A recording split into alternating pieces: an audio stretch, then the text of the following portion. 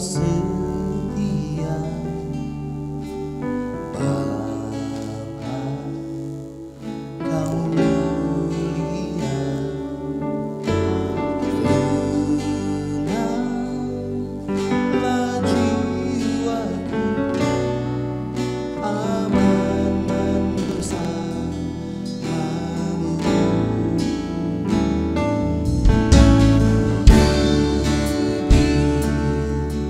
Dari harta Kaulah segalanya, tenanglah jiwaku dalam hadiratmu. Kau tunjukkan kasih setiamu, Kau menyediakan yang ku perlu. Kau setia, Kau mulia, dulu, sekarang, dan selamanya. Kau tunjukkan kasih setiamu, Kau menyediakan yang ku perlu.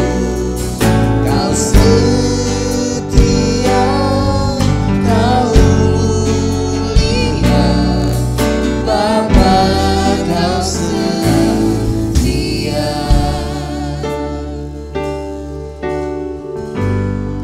Terima kasih Tuhan. Mari bersama-sama naikkan pujian ini.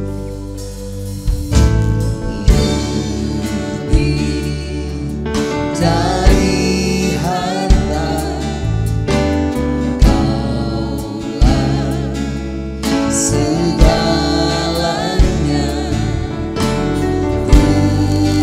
tenanglah jiwaku dalam hadiratmu.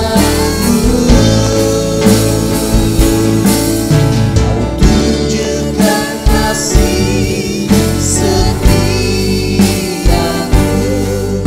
Kau menyediakan yang ku perlu.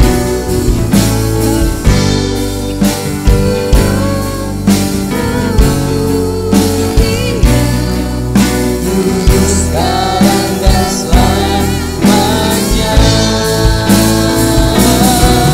Kau tunjukkan kasih setiamu, Kau menyediakan yang ku perlu. Kau setia, Kau mulia, Kau setia, Kau mulia, Kau setia, Kau mulia, Bapa, Kau setia.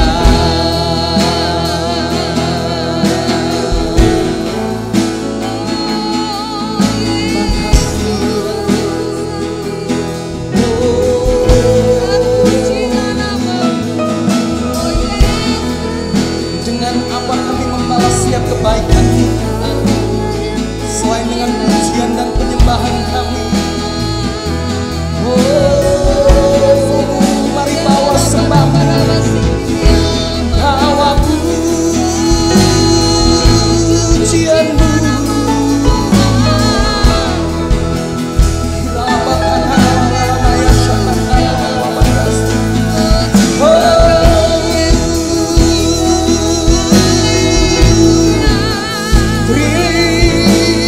Terima kasih ya Tuhan.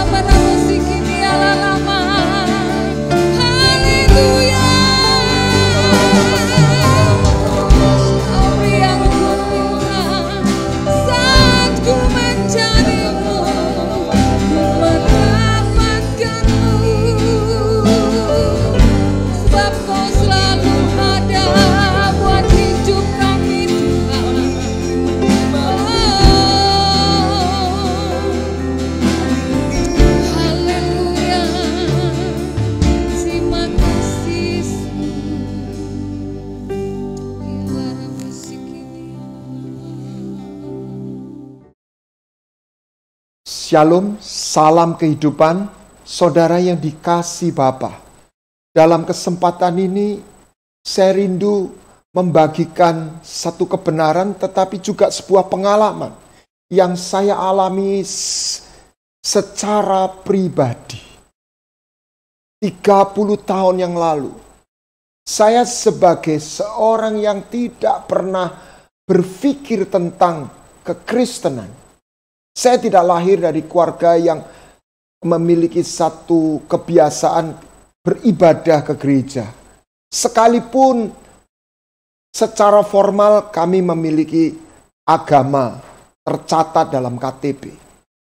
Tetapi saya percaya ini bukan pilihan saya, tetapi sungguh Tuhan yang menyapa saya, bukan karena jasa saya. 30 tahun yang lalu, saya mengalami sebuah kehadiran, sebuah perjumpaan yang saya pribadi tidak pernah berpikir, tidak pernah membayangkan. Dan saat itu saya mengalami satu problem yang saya tidak pernah bisa pecahkan. Dan saya mulai berseru kepada Tuhan dan mencari Tuhan. Dengan satu kata-kata yang saya tidak pernah lupa. Tuhan, apa Engkau itu ada? Saya percaya ada, tetapi tunjukkan bahwa Engkau itu ada. Dan Tuhan berkemurahan. Dia hadir dan menjamah saya. Dan saya tidak bertemu dengan seorang dewa, penguasa. Saya mengalami kehadiran seorang bapa, ayah. 1 minggu lamanya saya, tiap kali saya merenungkan itu, tiba-tiba saya menangis. Saya tidak bisa menahan air mata saya. Saya mengalami kehadiran yang penuh kasih dan sayang. Saya berteriak, Bapa, Ayah, Papa. Dan saya menemukan diri saya di dalam Dia. Saya mengalami bukan hanya sebuah pengampunan, tetapi sebuah perjumpaan. Sebuah pemulihan, sebuah penemuan jati diri. Yang membawa saya dalam satu pemulihan. Dan izinkan saya membagikan kebenaran ini. Injil Kristus bukan hanya berita pengampunan. Injil Kristus adalah berita anugerah yang lebih dari sebuah pengampunan. Ketika anak yang hilang itu pulang ke rumah Bapa, dia tidak hanya membutuhkan sebuah pengampunan karena dia melakukan sebuah pelanggaran. Ada 3 kebutuhan yang dia butuhkan. Bukan hanya pengampunan. Keadaan yang dia alami adalah yang pertama, dia melakukan pelanggaran. Dengan dia memaksa mengambil warisan yang sebenarnya belum dibagi. Dan dia keluar dari rumah Bapa. Dia tidak pernah dibuang oleh Bapa, tapi dia terhilang dari hadapan Bapa. Apa akibatnya? Dia mengalami kelaparan dan dia mengalami kerusakan. Sehingga ketika dia pulang, dia tidak berpikir sebuah pengampunan. Hal yang membuat dia terdorong untuk dia pulang adalah karena dia mengalami sebuah kelaparan dan dia mengalami sebuah keadaan yang dimana dia begitu hina sampai dia menjadi satu pegawai peternakan babi dan dia sendiri kelaparan sehingga dia membuat dia makan makanan babi itu, ampas itu. Sekalipun tidak boleh. Kenapa dia begitu rakus memakan makanan ampas babi itu? Lapar. Sebuah kelaparan. Dan jubah ini robek. Jubah ini najis. Babi menggambarkan haram, najis. Anak yang bungsu. Ketika dia pulang, dia mencari roti. Di rumah Bapakku ada roti, ada banyak makanan. Karena dia lapar.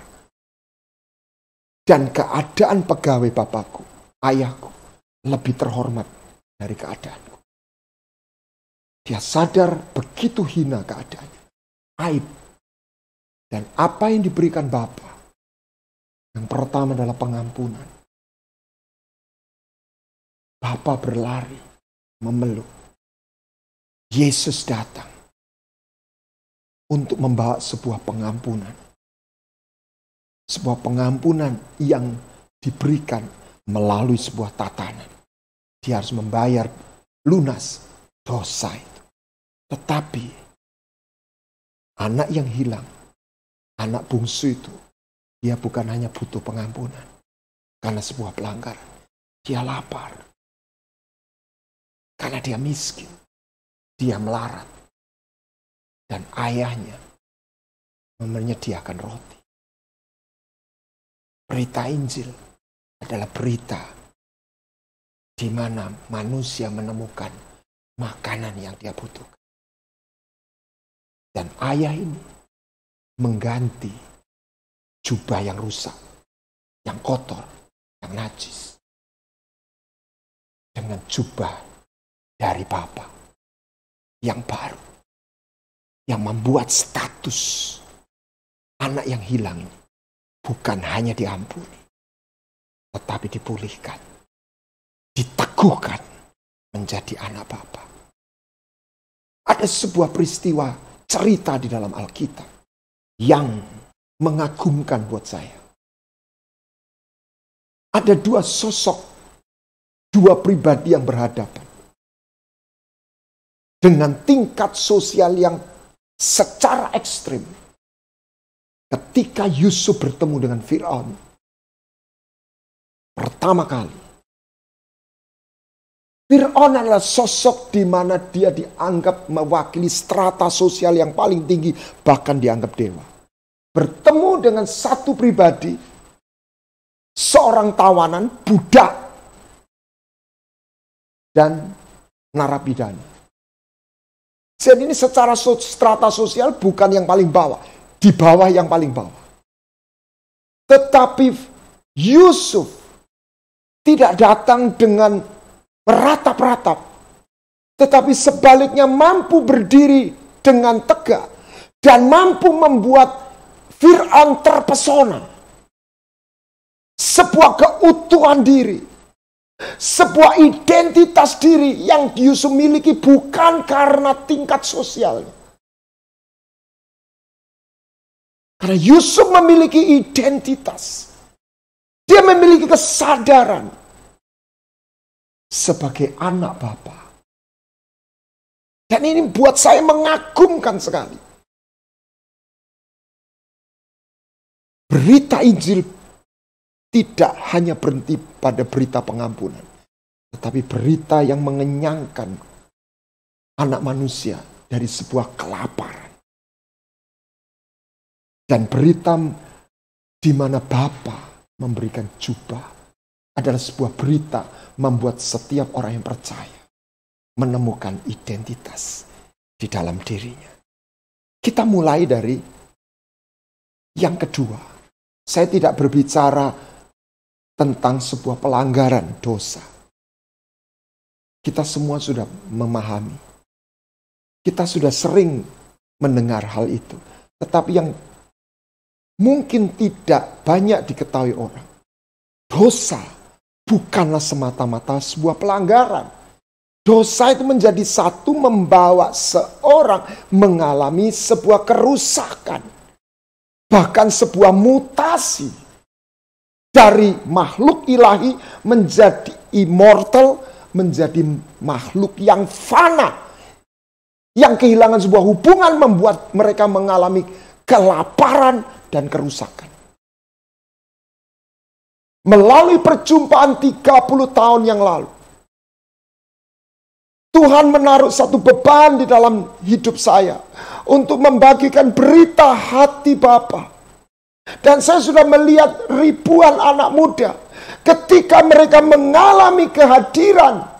Manifestasi kehadiran hadiratnya.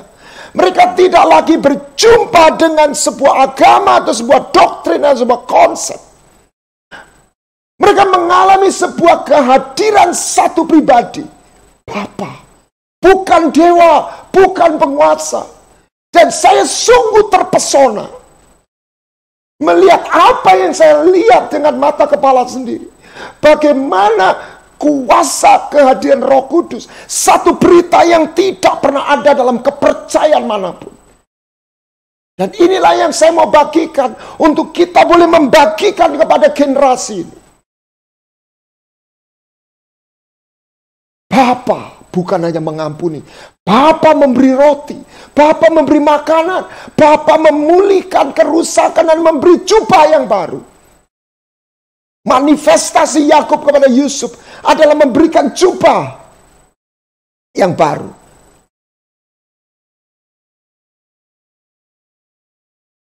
Kerusakan akibat dosa ini tidak dapat dipulihkan oleh sebuah peraturan dan legalitas. Tetapi melalui sebuah kuasa anugerah yang hadir ketika seorang mengalami sebuah perjumpaan. Melalui Bapa, oleh Bapa, dengan Bapa. Melalui Putra, dan oleh kehadiran Roh Kudus. Apa makanan manusia? Manusia bukan sekedar makhluk jasmani yang memiliki roh.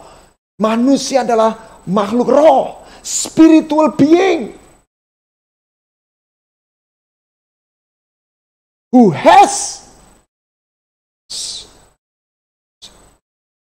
live in the physical body, who has a soul. We are not human being who has a spirit. We are spiritual being who has a soul and live in a physical body. Kita butuh makanan. Sebab setiap makhluk memiliki makanannya sendiri. Sebagai makhluk spiritual. Sekalipun dia sudah kehilangan kemuliaan Allah. Tapi pada dasar yang paling dalam, manusia membutuhkan makanan rohani. Cinta. Karena dia didesain untuk mengalami keintiman dengan Sang Pencipta. Karena dia diciptakan dengan serupa, dengan gambaran. Tidak ada makhluk lain diciptakan dengan keserupaan. Satu anugerah yang gak pernah dia berikan bahkan kepada malaikat sekalipun. Dia dipanggil untuk menyembah dalam sebuah perjumpaan dan keintiman.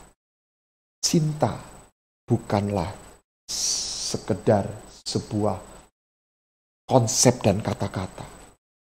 Manusia dijadikan oleh Tuhan dengan kasih. Kasih bukan sesuatu yang negotiable. Kasih atau cinta adalah sumber kehidupan. Seperti air yang kita minum tiap hari. Seperti udara yang kita hirup. Cinta adalah unsur yang meskipun secara fisik dan tidak kasat mata, namun ia nyata seperti udara dan air. Cinta merupakan kekuatan yang untuk bertindak, hidup, dan bergerak. Dan berapa banyak orang mengalami kelaparan akan kasih. Demikian pula manusia membutuhkan martabat. Karena dia diciptakan dengan kemuliaan. Makanya seorang kalau kehilangan kehormatannya, dia hidup dalam aib, dia menderita. Kusta. Kenapa Kristus banyak menyembuhkan orang kusta? Karena kusta bukan hanya bicara penyakit. Kusta membuat seorang menjadi seperti sampah. Dia kehilangan kehormatannya, dia kehilangan martabat. Makanan manusia adalah kasih, martabat, dan warisan atau mimpi masa depan. Sebuah visi, sebuah cita-cita. Di dalam psikologi, seorang psikolog yang terkenal namanya David McLaren mengatakan, we need a need of affiliation, need of power, and need of achievement. Istilah yang beda, hakikatnya bersama. Mother Teresa, seorang yang melayani kaum papa. Tetapi ketika ia berbicara kepada di hadapan UNESCO, PBB, dia berkata, there is more hunger in the world for love and appreciation than for bread. Ada sebuah kelaparan yang melampaui roti. Adalah kelaparan kasih dan penghargaan, martabat. Manusia butuh dihargai. Dikatakan bahwa kita menyadari bahwa kemiskinan itu bukan hanya tentang kelaparan roti, tetapi sebuah kelaparan akan kasih dan martabat, human dignity. We need to love and to be someone for someone else. Someone and to be someone for someone else. Kita butuh cinta dan martabat. Karena memang kita didesain untuk cinta dan martabat. Dengan cinta dan martabat, kemuliaan. Ketika love atau kasih itu tidak ada, maka muncullah yang disebut lust atau nafsu. Ketika self-identity tidak ditemukan, maka terjadilah yang namanya self-ambition. Ketika self-reputation. Ketika visi tidak ditemukan, maka menjadi ambition. Serupa atau tidak sama. Lust, reputation, ambition hanya membawa seorang di dalam satu kekosongan, bahkan kematian. Salomo menitipkan kepada kita hal itu. Kenapa Kain membunuh Habel? Dosa sudah menipu dia. Tetapi sebenarnya rasa kebencian itu lahir dari keinginan untuk dicintai, untuk diterima oleh Tuhan. Pembunuhan pertama ini adalah bukan berebut harta, perebutan satu rasa tertolak karena dusta iblis, karena dusta dosa. Yang menganggap Tuhan tidak mengasihi. Dalam bahasa Inggrisnya Tuhan berkata kepada Kain, if you do well, don't you be accepted. Kalau engkau melakukan dengan benar, tidakkah engkau diterima? Kenapa saudara Yusuf membenci Yusuf? Karena dia melihat sang ayah memberikan jubah yang berwarna-warni, jubah yang khusus. Dengan kata lain, mereka berkata, kenapa kami tidak punya? Kami juga ingin diberi jubah dari ayah itu. Itulah sebuah cerita. Cerita-cerita di Alkitab itu menyingkapkan sebuah rahasia yang bahkan mungkin ilmu psikologi belum pernah memahaminya. Kenapa Absalom begitu membenci Daud? Padahal Daud tidak pernah menghukum dia. Dia pulang seharusnya dia harus dihukum, divonis karena dia membunuh Amnon. Bukankah Daud sudah memaafkan? Apa yang Absalom cari? Absalom adalah satu contoh di mana dia sudah diampuni, tetapi dia membutuhkan sesuatu yang Daud tidak berikan. Adalah cinta, adalah kesapaan, adalah martabat. Dia terkucil di dalam rumahnya dan tidak pernah ditemui oleh Daud. Padahal dia adalah anak Daud yang paling ganteng. Dia pasti terkenang-kenang saat ayahnya memuji-muji dia. Kenapa sang anak bungsu meninggalkan rumah ayahnya? Sebuah dusta. Yang menganggap ayahnya tidak adil. Kok begitu, Pak? Karena anak sulung dapat 2 bagian. Mungkin si bungsu tidak terima. Dan dia meninggalkan. Bagaimana sebuah kekosongan yang tidak terpenuhi, sebuah kelaparan yang memaksa anak-anak muda menjadi terjebak di dalam narkoba atau dosa seksual. Survei mengatakan, Komnas Anak, 94% remaja SMP dan SMU pernah berciuman, petting, dan oral seks. 63% remaja SMP tidak lagi gadis. 21% atau 1 di antara 5 remaja SMP atau SMU pernah melakukan aborsi. Dan menurut data 2011, 2009 ada 3 juta angka aborsi yang terjadi di Indonesia, yang dikenal sebagai negara yang religius. Saudara yang dikasihi Bapa, biarlah kita mendengar berita ini.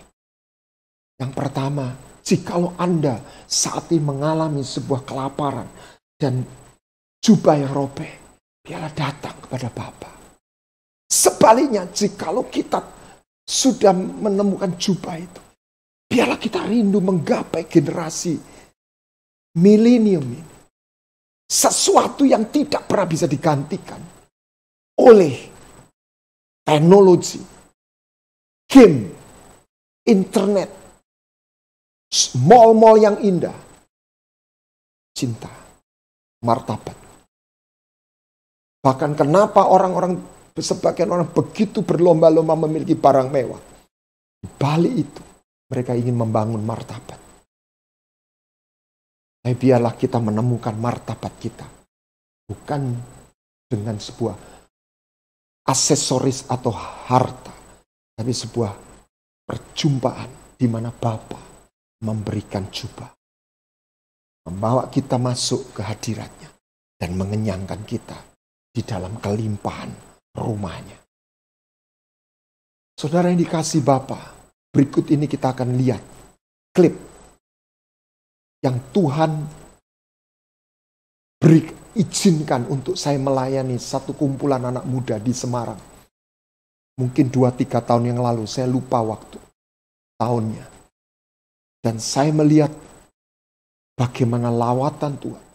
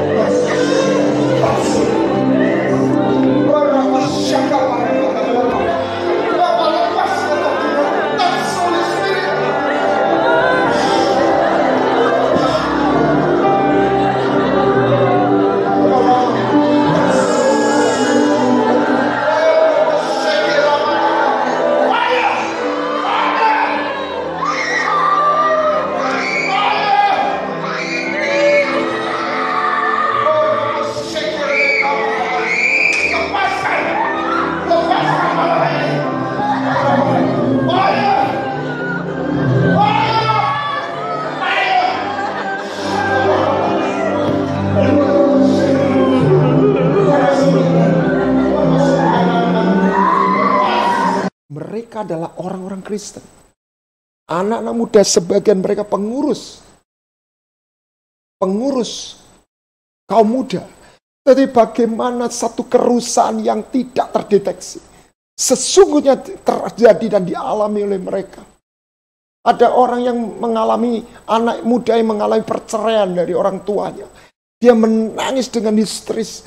Di situ terjadi satu perjumpaan kasih sekaligus kelepasan, pembersihan dan zaman dan pemulihan. Dan marilah kita berseru kepada Tuhan. Tuhan pakai hidupku untuk menjangkau generasi ini. Saudara lihat ada banyak orang yang telanjang secara rohani. Ada banyak anak-anak orang-orang yang jubahnya kotor. Seperti yang kita lihat dalam kitab Sakaria di mana Yosua imam besar jubahnya kotor. Banyak orang yang mengalami kusta secara rohani dan dia merasa Tuhan menolak dia. Dia tidak seperti ada satu selaput, satu tirai atau satu penghalang yang membuat dia tidak mampu mengalami hadirat Tuhan. Sebagian lagi jubahnya robek, disakiti oleh saudara. Apa manifestasi saudara Yusuf ketika dia menganiaya Yusuf? Dia merebut jubah itu dan merobeknya. Dan saya percaya ketika Yusuf bertemu dengan Yakub pertama kali kembali setelah sekitar 15 tahun kalau nggak salah. Di perbatasan dia melihat satu sosok yang berjalan di samping keledai. Dan dia tahu itu ayahnya. Dari mana dia tahu? Pak, kakinya pincang. Yakub jalannya pincang karena paha kirinya dipukul ketika ia bergumul dengan malaikat Tuhan. Dan semakin mendekat Yusuf berdebar-debar. Ini imajinasi saya, tidak ada di Alkitab. Ditulis. Dan semakin dekat dia tahu, dan Yakub pun juga melihat Yusuf. Sang ayah maupun sang anak sama-sama berlari dan berpelukan. Dan Yakub menangis sejadi-jadinya bertemu kembali anak yang disayangi, yang dia pikir sudah mati. Yusuf membisikkan di telinga Yakub, "Ayah, di mana jubah yang pernah kau berikan padaku?" Dalam imajinasi saya melihat, aku simpan nak. Ada di pelana keledai. Dia buka, dan Yusuf melepas jubah kebesarannya sebagai Perdana Menteri. Dan dia menyediakan diri untuk menerima kembali jubah sang ayah dari bapaknya. Yang sudah diperbaiki oleh Yakub. Yang sudah dibersihkan dari darah binatang yang dikatakan darah Yusuf. Jubah yang robek, jubah yang kotor sudah dibersihkan. Jubah yang robek sudah dipulihkan. Bapa memberi jubah. Itulah sebabnya Filipus berkata tanpa dia sadari dalam Yohanes 14 ayat yang ke-8. Tuhan tunjukkan Bapa itu kepada kami. Itu sudah cukup. Dan Kristus sebagai pengejawatan dari Bapa. Melalui Injilnya. Kalau engkau datang kepada aku, engkau menemukan Bapa. Injil adalah berita tentang hati Bapa kepada anak. Sehingga setiap orang yang berjumpa, dia tidak berjumpa dengan dewa atau penguasa yang siap menghukum. Dia berjumpa dengan Bapa. Dan namanya Yud-He-Wah-He, Adonai. Dan dia mengklaim dirinya dalam Mazmur 68. Ayat yang ke-5 dan 6. Bapa bagi anak yatim. I'm father of fatherless. Pelindung bagi janda. Protector of husbandless. Janda, widows.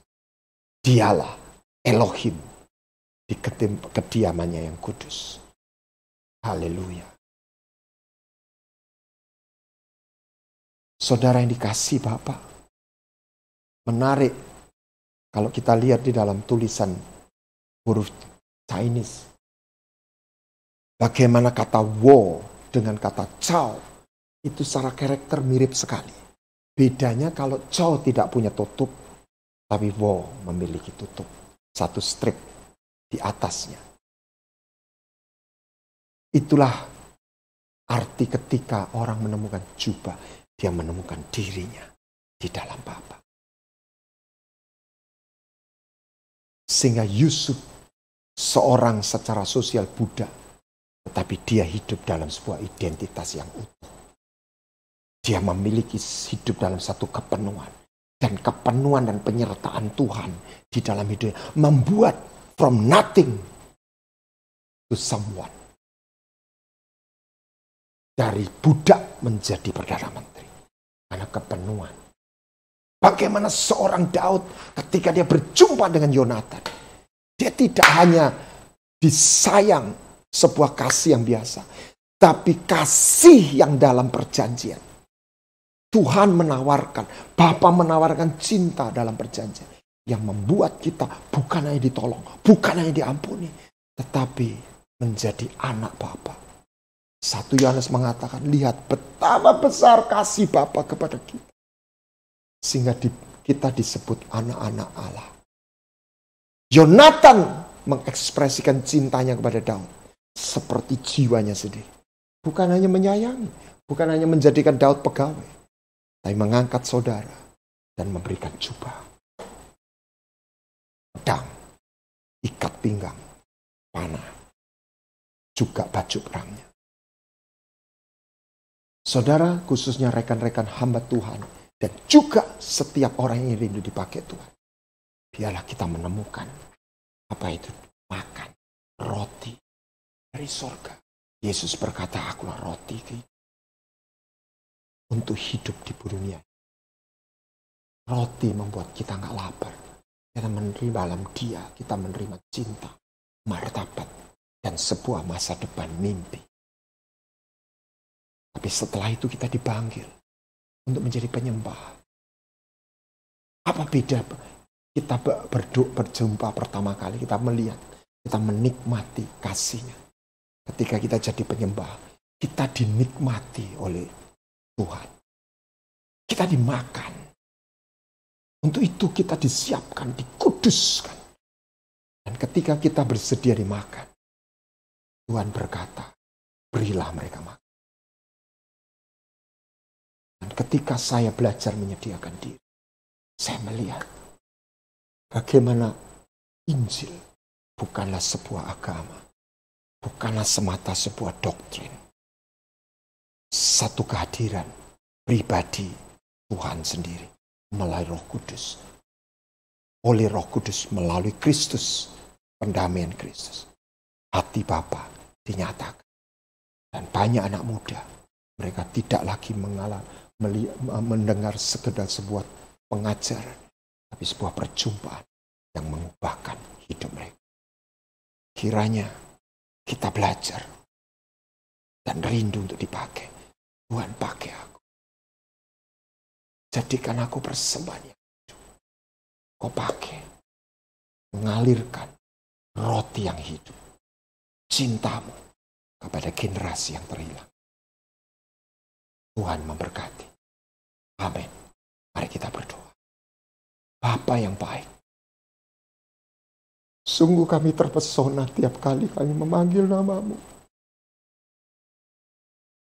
Yesua Hamasi Adonai. Kiranya rahmat anugerah-Mu menyertai kami. Kiranya cinta-Mu, kehadiran-Mu melalui Roh-Mu, melalui Putra-Mu, boleh kami alami. Pakai hidup kami untuk menjadi tangan yang terulur, untuk menjangkau generasi dengan cinta-Mu, dengan kebenaran, dengan kuasa. Dalam nama Yesus Kristus kami berdoa. Segala kemuliaan bagi Soli Deo. Amin. Tuhan Yesus memberkati.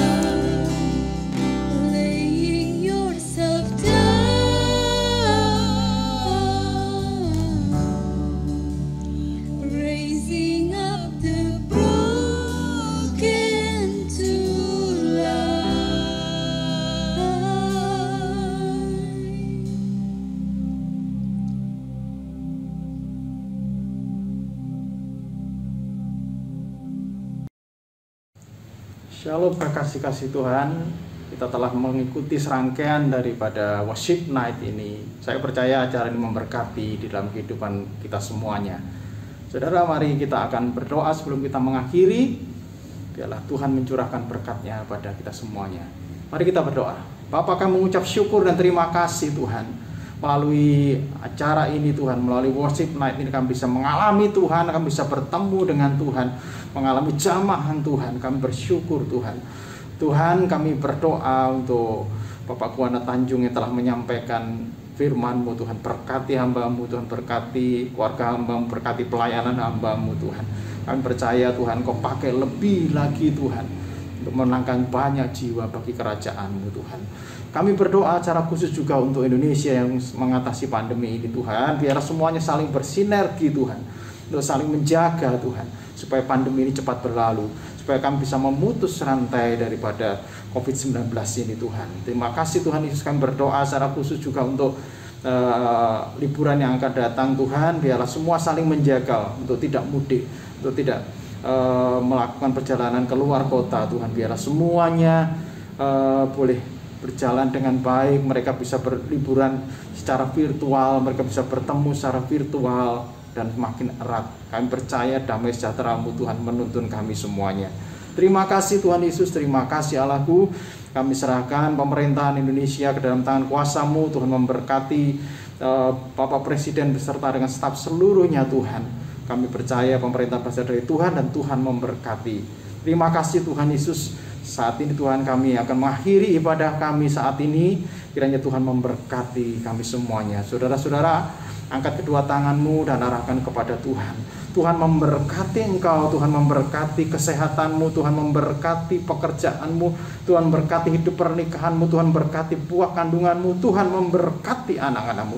Diberkatilah engkau dimanapun engkau berada, engkau akan menjadi berkat bagi banyak orang. Kiranya kasih karunia daripada Tuhan Yesus Kristus dan kasih Allah serta persekutuan Roh Kudus menyertai kehidupanmu mulai hari ini sampai selama-lamanya. Di dalam nama Tuhan Yesus Kristus semua diberkati Tuhan. Mari katakan sama-sama, amin. Shalom, Tuhan Yesus memberkati.